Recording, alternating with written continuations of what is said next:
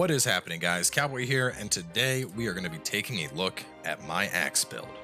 Now, when it comes to playing axe, on the surface, it seems like a very basic weapon. Even the first axe set you find with Obsidian Samurai is based around just bonking stuff in the face with strong attacks, and it doesn't really seem like there's all that much to it.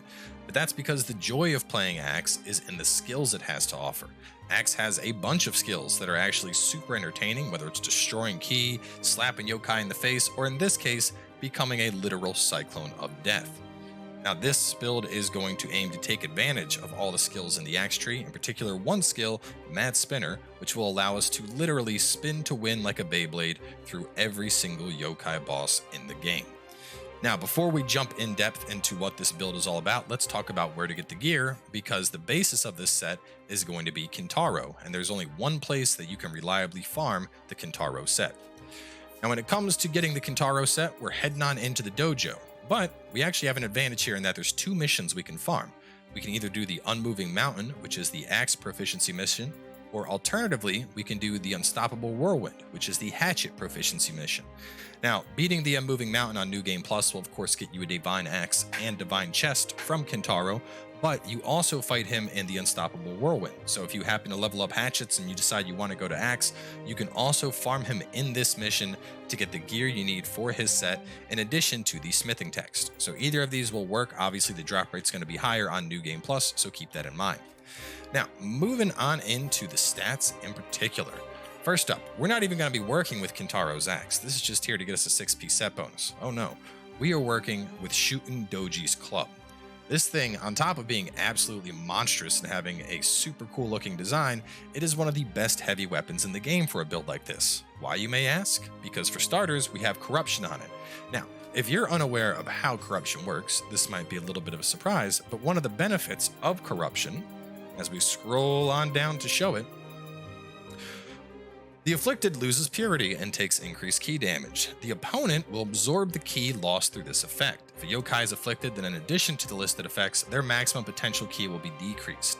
Now, this build aims around just dunking all over enemies as fast as possible in Mad Spinner. Because of that, we're going to be expending a lot of ki. Because of that, corruption is going to be pulling in ki for us. So beautiful, beautiful synergy there. On top of that, we also have the ability to gain Amrita anytime we do a strong attack. Axe strong attacks are actually really good. The high stance strong attack is like a 1-2 combo where you flip. The mid stance strong attack I actually prefer to the normal attacks. It's 3 really wide swings with good hit scan. And on top of that, if we combine that gain Amrita bonus with our good friend Tengen Kujaku, we can now get ki, defense, or attack boost on demand depending on what stance we're in. So some excellent synergy going on there with the Shootin' Doji's club. Now, as for the abilities you're going to want on this, Life Drain active skill, 100%. If you want to be more basic, you could play this with like Life Drain on strong attack, but Life Drain active skill is what is going to allow you to spin to win to victory. Beyond that, active skill break, active skill ki consumption, active skill damage. You want everything focused around your active skills. As for our attack bonus, I'd suggest either stamina or strength. This build is going to be taking both of those stats up to 99, so either will work. And in this case, since we're at 99 on both, we currently have the weapon remodeled for maximum scaling in both strength and in stamina. Now, moving on down, Kintaro Axe. This is just here for a 6-piece set bonus, but it's actually not a bad secondary. Having a lightning axe available is certainly something that's always nice, as you can slow down the enemy. So if you also want to max out stats on that, be my guest. Beyond that, we're working with Warrior the West Bow and Raven Wing Rifle. In this case, I prefer to have the Life Drain on Bullseye because this is a rather tanky build, and this is just a quick way to get some health back. Obviously, extra life coming in from there. Now, moving on down to the gear, we're going to be having on 4 different pieces of Kintaro, and then of course Kintaro's axe to get us the 6-piece set bonus via the Yasakani, and we're actually going to be running a Master Crownsman helm. Now, the reason for this is we're getting more life off of this, but more importantly, if you look at our equipment weight, we are currently at 96.8, and that's with 99 in stamina and 99 in strength. So our equipment load is as high as it can possibly be. If you try to run a Kintaro helm or a Tadanashi helm, you're going to be over that threshold and you're going to be into C agility. So working in Master Swordsman, it's still a pretty heavy piece of gear. We're going to be down into B agility, which is amazing for a build like this. And on top of that, we're picking up a nice little health bonus there. Beyond that, of course, looking at the gear itself, we're just going to be going for straight beefy boy here. We got attack defense, toughness, defense life, toughness, defense, attack defense axe, faster winded recovery, key recovery bonus, toughness, defense, tenacity, damage taken over fire, defense, toughness, projectile damage taken. We are looking to be as potent as possible defensively.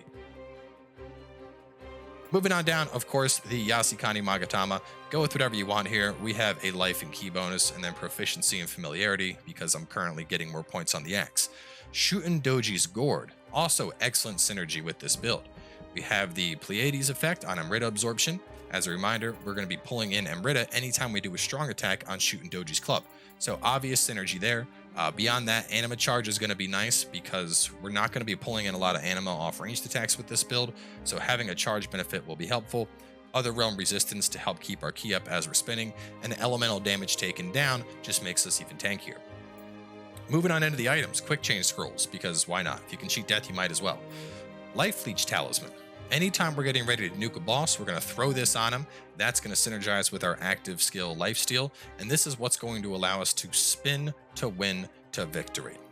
Moving on from there, Extraction Talisman. While we're able to do strong attacks as we progress through a level to keep our buffs up, we are going to want Extraction Talisman for when we're in combat. This is going to ensure that while we're spinning to winning, we're also pulling in Amrita to keep up the buffs from our good friend Tengen. Now, I've touched on Tengen in a couple other builds, but the reason we're using him here is once again going to be his stance-based Amrita bonus. Anytime we do a heavy attack, we're going to be proccing this bonus almost instantaneously. So if you're in high stance, you get more attack. If you're in mid stance, you get more defense. If we're in low stance, we get increased ki recovery speed. All those bonuses, very nice with axe. Moving on down, Shuten Doji. The increased defense on Amrita absorption actually stacks with Tengen Kujaku. So anytime you do a strong attack in mid stance, you're getting a double defense buff. Kasha Soul Core, which will give us faster movement on Amrita absorption. Obviously, even more synergy here, allowing us to basically get a free Tiger Sprint anytime we heavy attack. And then lastly, we have on Scampus because I ran out of attunement slots.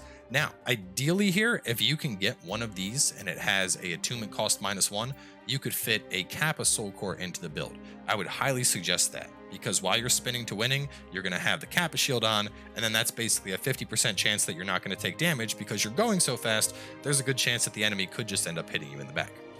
So having covered all the gear, let's talk about our secondary here. Back to the shrine. Now, when it comes to the secondary, I would suggest Shinroku. This is just going to give us a little bit of life drain on strong attack. Very solid choice here. You can't really go wrong with it. Some alternatives to also consider would be Inasaso for the 7.5% reduction during damage taken mid-attack, or Makami for more final blow damage.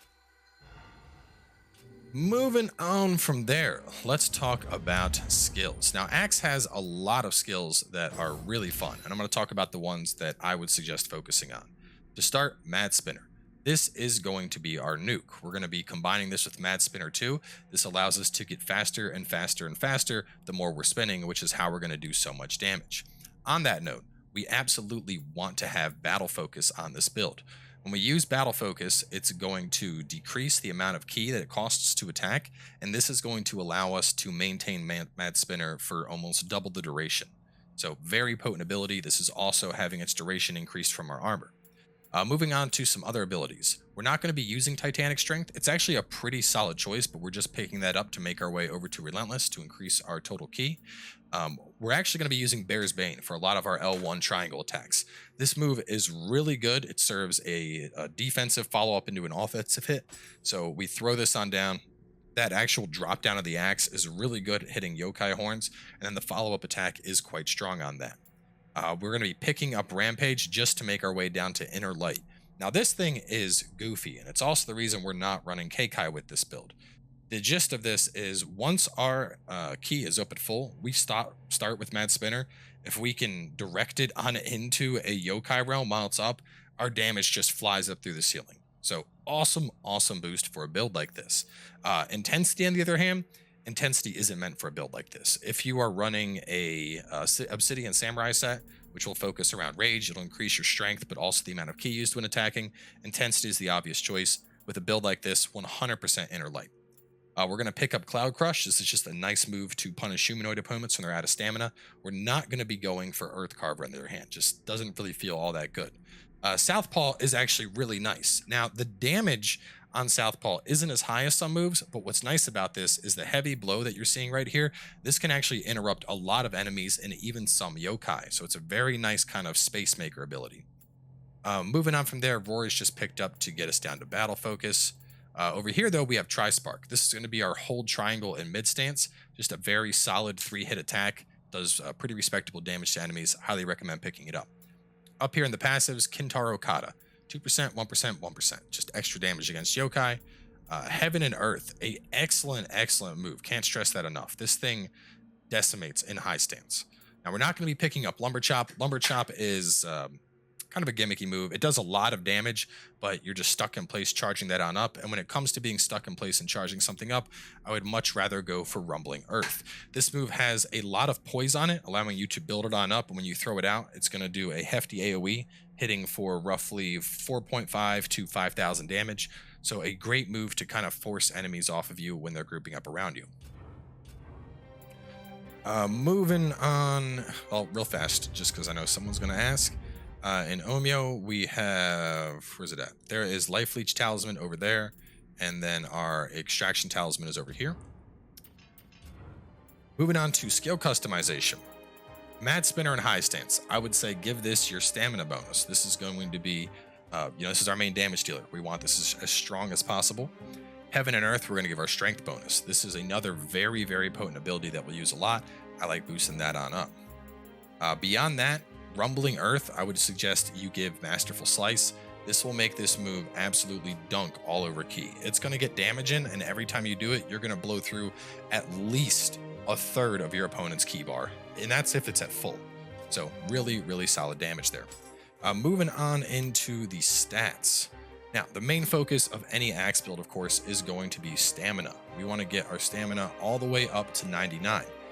Magic is only at 9 to help us meet the requirements for Yasukani. Dexterity and skill are both left at base.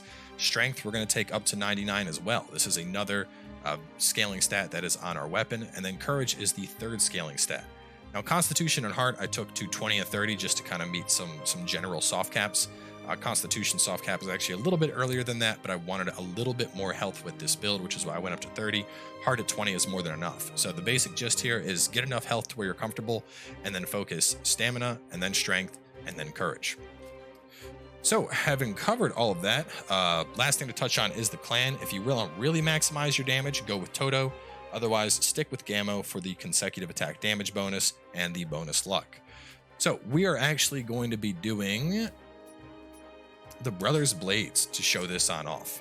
This is a really entertaining mission, and you'll get a chance to see kind of how this works against some yokai.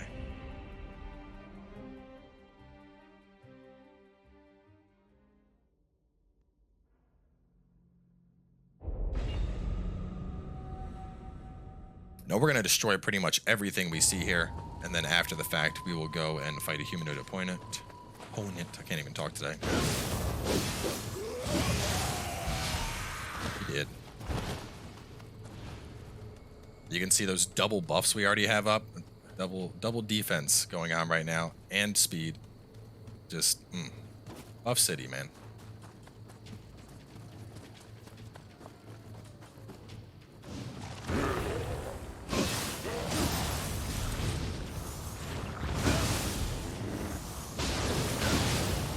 And now we are super buffed.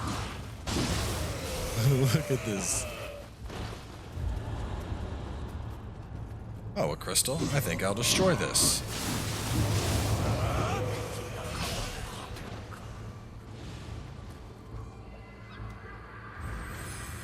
Gotta get my shrines.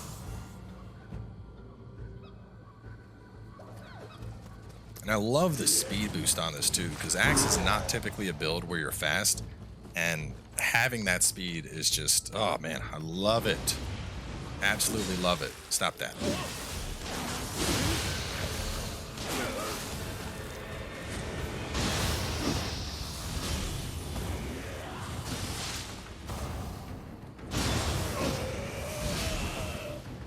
We're gonna put on Extraction. I'm gonna rebuff this. We want to get this guy up. Now we need a little bit of distance to build this on up, and it's time to spin the wind. You can see all the healing coming in. Now this works better the bigger a enemy is. Something like Megara, it still does work fine, as you can see. But a bigger yokai obviously allows you to stay on him even longer. Back up a little bit here. Spin the wind! You can't stop me! Next up, we're going to do my favorite punching bag mission. Just love beating stuff to death in this place.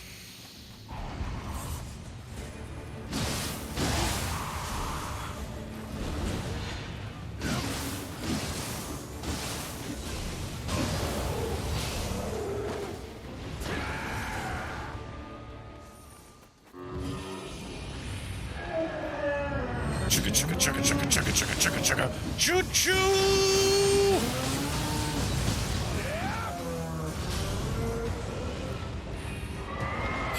Chugga chugga chugga chugga. Oh, see, now that's the thing. You gotta get your spin up. Once your spin's going, then you're not gonna be able to be a hit. Yeah, like that. I love this build. Now, before we wrap on up, we're actually going to fight a humanoid opponent, but I did want to touch on Shootin' Doji stuff. If you get the Twilight mission, Wings of the Phoenix, you get a guaranteed Shootin' Doji's Gourd and Shootin' Doji's Club, so an excellent place to pick those on up, and that's actually active today. Beyond that, you just farm Shootin' Doji. You know, whether you are in the story mission or you're doing the Twilight mission, it doesn't matter. Shootin' Doji is your go-to for the Shootin' Doji stuff, obviously. Now, against humanoid opponents, we're actually not going to use Mad Spinner.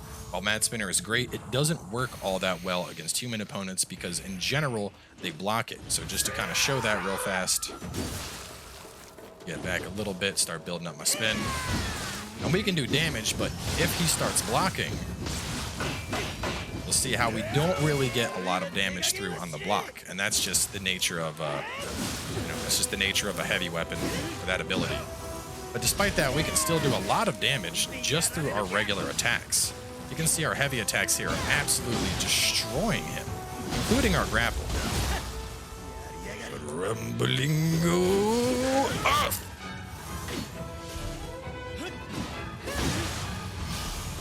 Like, did you see how tanky we were? He just tried to come up and stab me, and we were like, no, young man, sit down before I call your parents. Absolutely ridiculous. So either way, y'all, that is going to wrap things on up. Moving on beyond this point, I am going to focus on getting the walkthrough out, but I do have ideas for a couple other builds. I do want to do like a ninja bomb build, for example, and there's a couple other things in the works I've been thinking about. But for the time being, this will be it. I'll probably have another build in like a week or so. Really wanted to get one out for each of the primary weapons to help give everybody some guidance. So either way, appreciate all the support on these build videos. Thanks for watching. I'll catch you guys soon enough with the Nioh 2 walkthrough.